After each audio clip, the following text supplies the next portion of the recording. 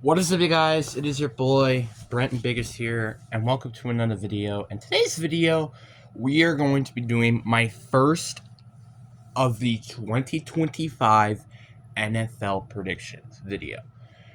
And before we get into today's video, thank you guys so much for us getting over 550 subscribers, and we're already very close to getting to 600 already. As are watering, Jesus Christ. By the time I'm recording this, we're currently at 570 subscribers. So, if we could get to 600 by the time we record this video, gets published or something, that'll be amazing. Obviously, I highly doubt it, but there's always a chance. Like, what? I have to get basically like 10 subscribers per day, basically, which is very unlikely, but whatever.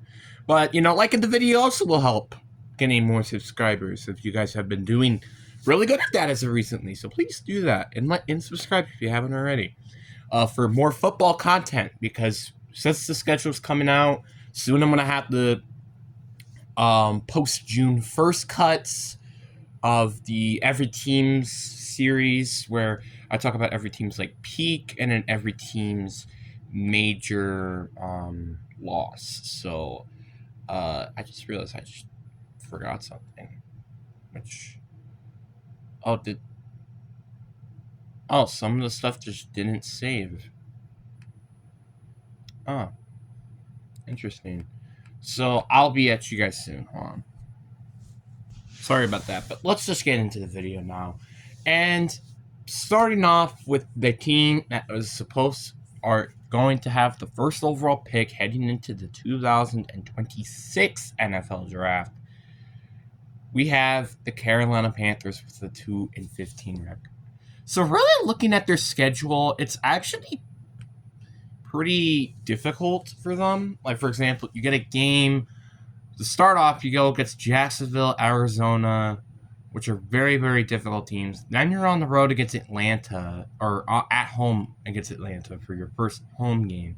Then you're on the road against New England. Then you have the Dolphins. Then you have the Cowboys. Then you're on the road against the Jets.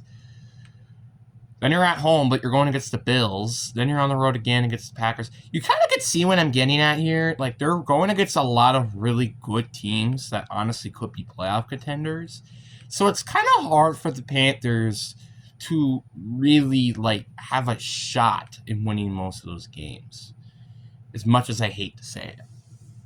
Then we have the Dallas Cowboys with the number 2 overall pick. Dallas is a very, very interesting team as well.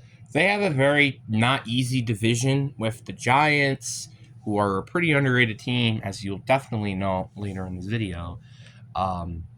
And they have, the Eagles to go against twice. They have the Commanders twice. I think they also go against the entirety of the NFC North, which isn't going to be that easy.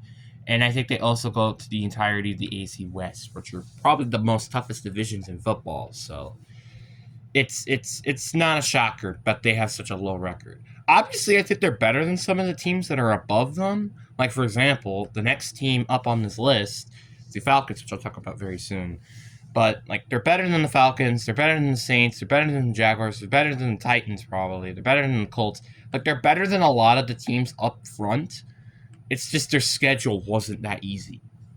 Then the number 3 team, as I literally just said, is the Atlanta Falcons, which this just makes you getting James Pierce Jr. even far worse, because not only that you now don't have your 3rd overall pick in the draft, but you just didn't really seem to improve. The Falcons, it's not like I hate their team. They're actually a very solid team. It's very difficult, like I just said. You're going against the Vikings in your non-divisional game. Then you got the Commanders. You also got to go against the Bucks twice a week. Then you have the Bills. You have the Niners, which are going to be a very tough team, even though despite with all those losses, which I'll talk about how their record is later. They have the Dolphins, but they're at home, so I kind of do expect them to win that game. They have the Patriots. They have the Colts. They have...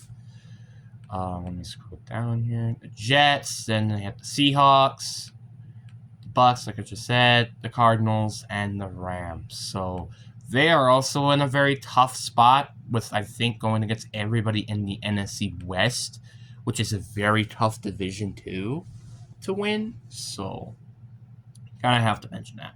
Then with the 4th overall pick, and this was kind of surprising to me because I thought they were going to be like the 1st overall pick on my team or the list. I have the New Orleans Saints. The Saints are also a very interesting team because, again, you don't know what their quarterback situation is going to look like. It could be Spencer Rattler heading into this year. It could be Tyler Shough if they want to. Their offense is kind of a mess right now outside of Alvin Kamara and Chris Olave. So it's going to be very interesting to see what their team is going to do. But their schedule, again, is also kind of simple because, again, you do play in the NFC South. So that's something you do have to mention. Unlike Cowboys, you do play in a very relatively easy division. And speaking of the next team, we have Jacksonville Jaguars with a 5-12 record. So Jacksonville, like I said, they're in a very easy division. I do expect them to improve off of last year. I mean, I think this is very obvious, but maybe not as much of a jump as they were hoping for. Like, again, this is tied as the worst AFC team in the NFL. But according to the draft board, they are the worst team in the AFC. Which I guess makes sense when you think about it. Because, honestly, I think the team, though, with the lowest ceiling is probably the Browns here. But the lowest floor probably could be like the Browns. It could be the Titans. It could be the Jacksonville Jaguars, the Raiders. Like, there are a lot of teams that can have a low ceiling, and it appears to be Jacksonville just to have that low ceiling. But it's not that bad. Like I said, a 5-12 record is better than 0-17 because you're expecting improvement off of last year, which I think you do by like a win or two. So, hey, that's a step to the right direction. But personally, again, I just think there needs to be a lot more improvements. Like, for example, the offensive line, secondary, etc.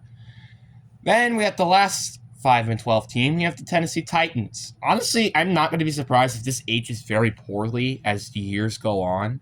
Because Cam Ward, who knows how good he can be in the NFL. And also, they did make some decent adjustments in the offseason, like signing Tyler Lockett, for example. And who knows? Maybe L'Jarius Sneed could play better this year. Who knows? So, this is definitely, out of all the 5-12 teams, have the highest ceiling, in my opinion, will be the Tennessee Titans. Now we're on to the 6-11 teams. We have the Indianapolis Colts. So, personally, I still think Anthony Richardson can be a good quarterback. But with how difficult their schedule is, which is weird to say because they're in the AFC South again, it's just very tough for them to actually, like, be a very good team. Which, again, with the ceilings floors video, I think I can definitely see the Colts having a much higher record.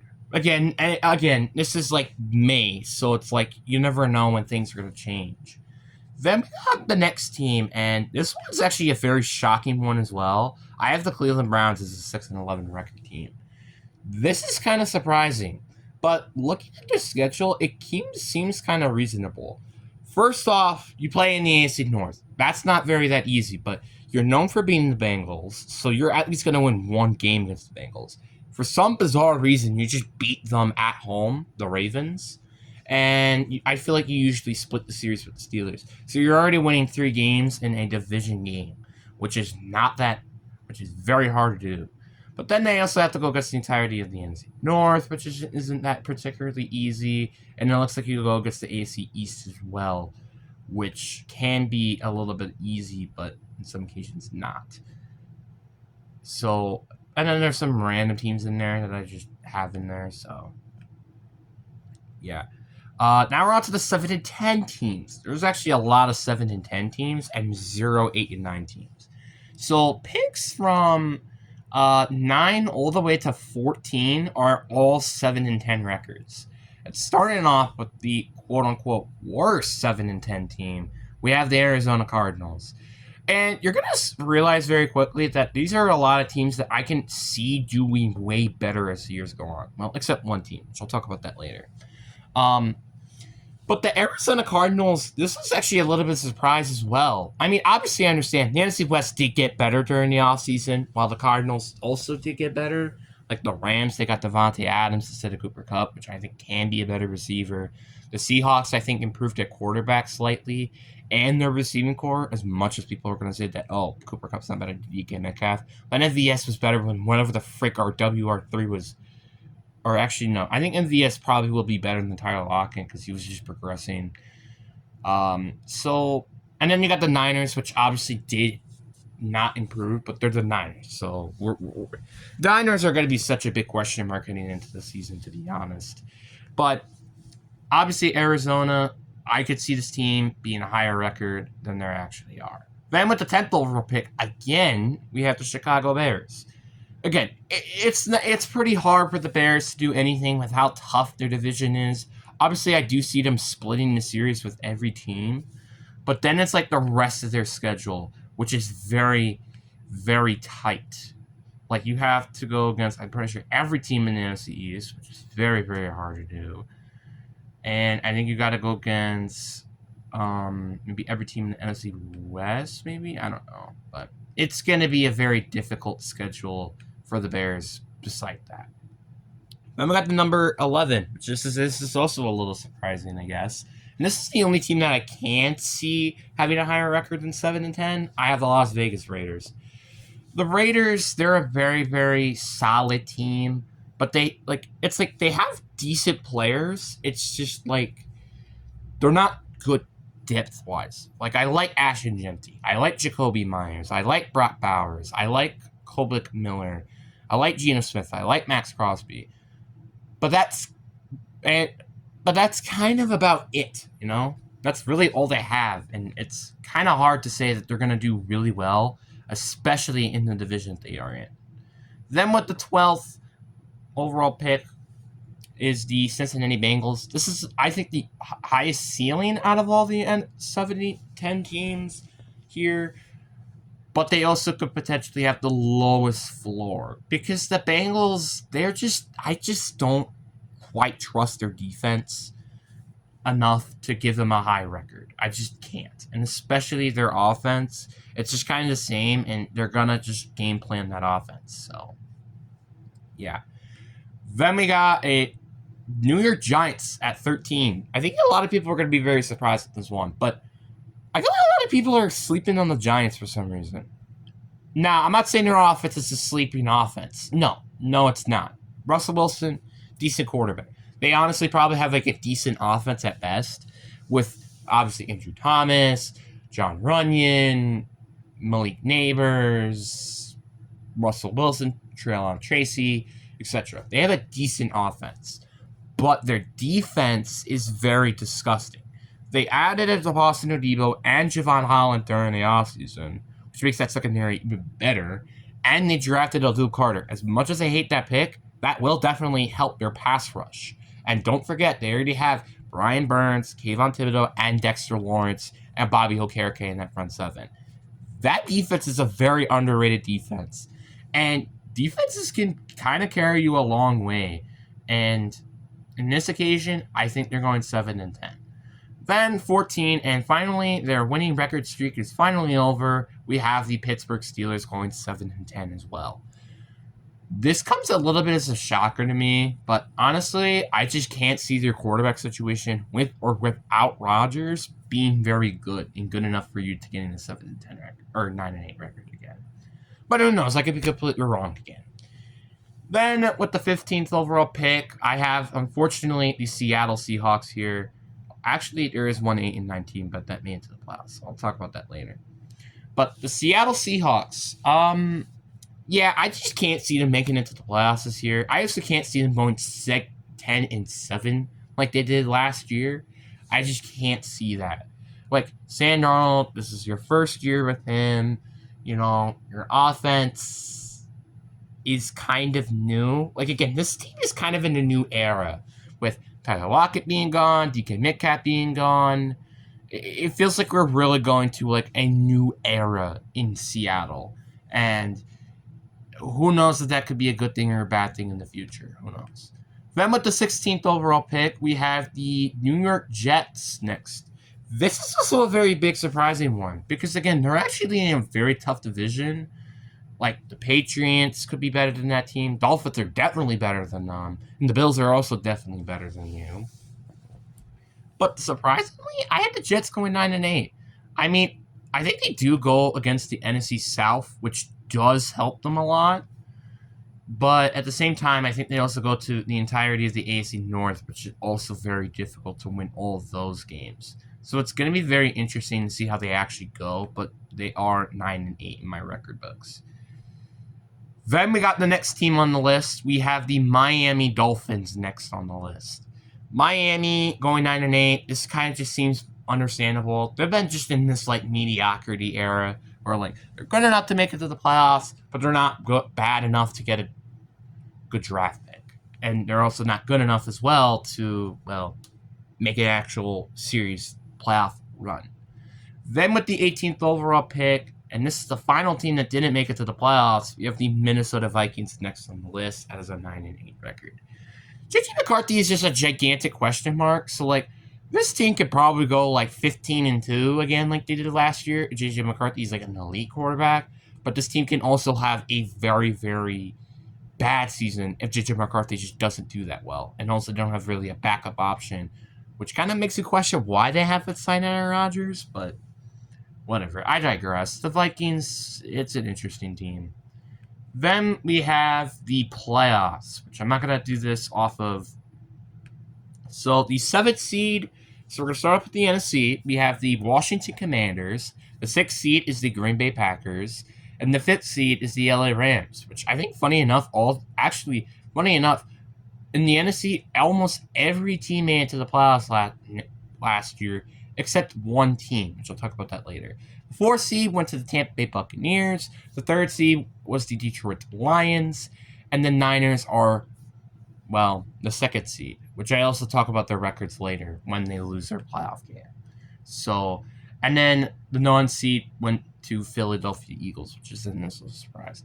Then the 7th seed, and this one was very surprising to me. We have the New England Patriots, which I'll talk about that when they lose, which is very sad. Then we have Denver Broncos. This is the 6th seed. Shouldn't come as a surprise to anybody. 5th seed, LA Chargers. The 4th seed is the Houston Texans. The 3rd seed is the Baltimore Ravens. And the 2 seed is the Kansas City Chiefs. The 1 seed being the Buffalo Bills. So now let's start off with the NFC side of the wild card. And I'm going to go from the bottom to top.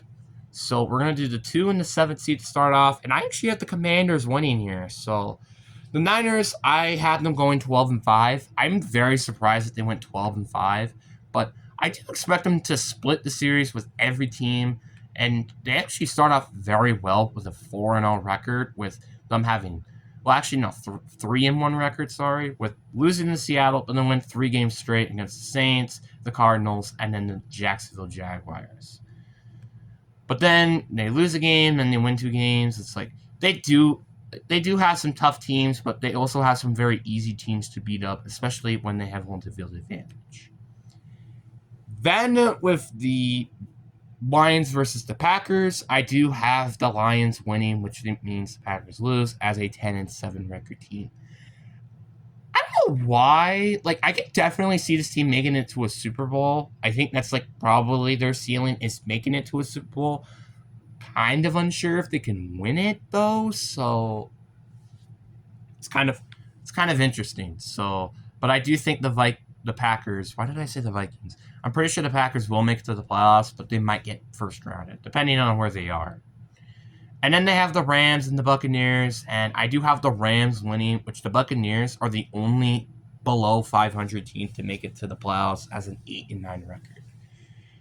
Again, with the division getting a little bit more tougher, like the Panthers and also the Falcons, it does make it difficult, and also just the teams outside of the NFC South also make it very tough for them to actually go up against. Then we have the AFC side, which I have the Chiefs obviously beating the New England Patriots. I think this is a very obvious one.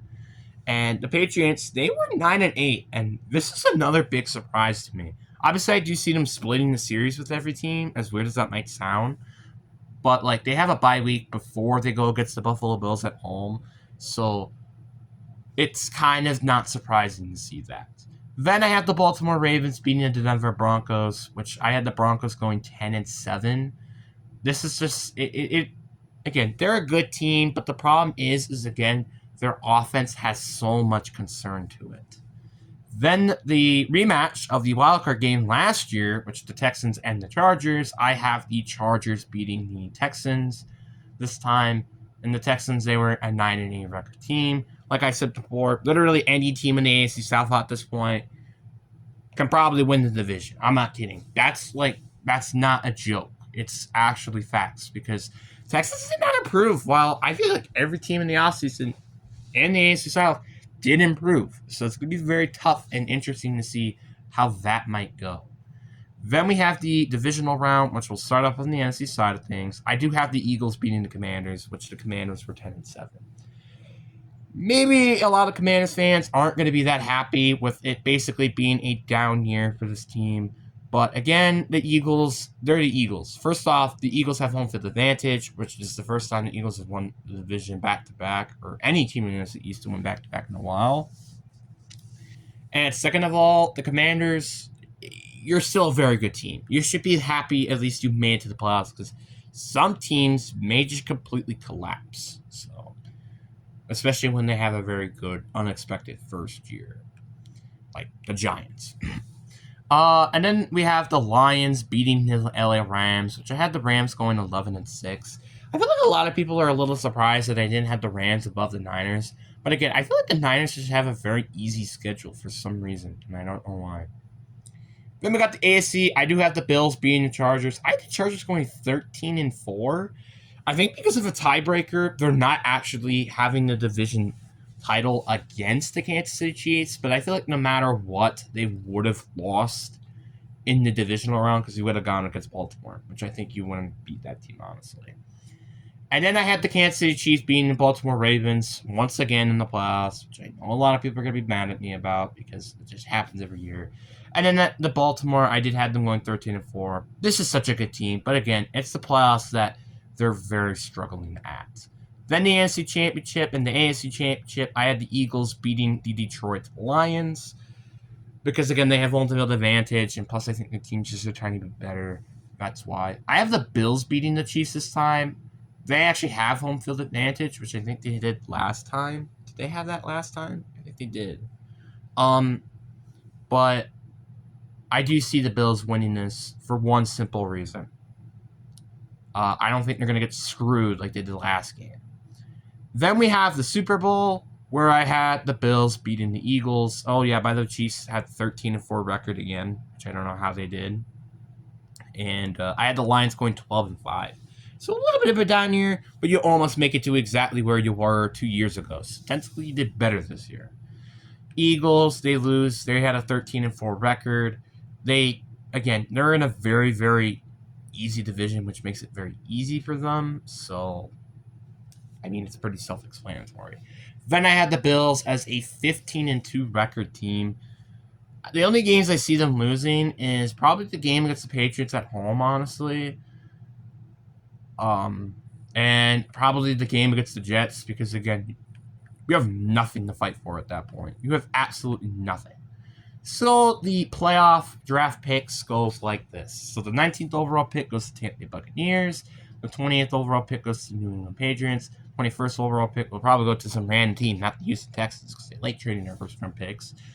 22nd goes to the Green Bay Packers. The 23rd goes to Denver Broncos. The 24th overall pick goes to the San Francisco 49ers. The 25th overall pick goes to the Washington Commanders. The 26th overall pick goes to the LA Rams. The 27th overall pick goes to the LA Chargers. The 28th overall pick goes to the Baltimore Ravens. The 29th overall pick goes to the Detroit Lions. The 30th overall pick goes to the Kansas City Chiefs. The 31st overall pick goes to the Philadelphia Eagles. And the 32nd overall pick goes to the Buffalo Bills. So that is it. If you guys have any opinions that you guys think might be different, well, comment it down below. So, but anyways, guys, I really hope you guys enjoyed this video. Peace.